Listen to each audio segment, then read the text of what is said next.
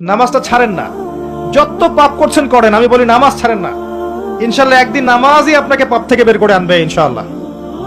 আর শয়তান আপনাকে হতাশ করতে চাইবে, শয়তান আপনাকে হতাশ করতে চাইবে যে তুই তো গার্লফ্রেন্ডের সাথে কথা বললি, রাতের বেলা পর্ন দেখলি, তুই তো ফ্রি মিক্সিং এ আছিস, তুই মাদক দ্রব্য খাচ্ছিস, তুই কাজে ফাঁকি মারিস, তুই ট্যাক্স আদায় করিস নাই, দুর্নীতি করছিস, তুই আবার নামাজ পড়বি কেন? শয়তান আপনাকে এগুলো বোঝাবে কিন্তু যে নামাজ তো আমার শোভা পায় না, আমি তো অনেক পাপী মানুষ।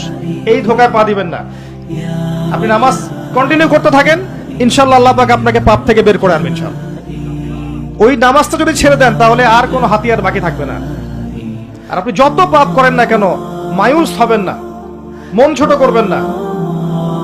আপনার একটা সেজদা, যে সেজদা আপনি চোখের পানি ঢেলে দিয়েছেন আল্লাহর কাছে, যে আল্লাহ আমার ভুলগুলো তুমি মাফ করে দাও, আমার তওবা তুমি কবুল করো, ইনশাআল্লাহ দেখবেন ওই একটা সেজদা যদি কবুল হয়ে যায় আল্লাহ পাক আপনার সব গুনাহ মাফ করে দিবেন ইনশাআল্লাহ।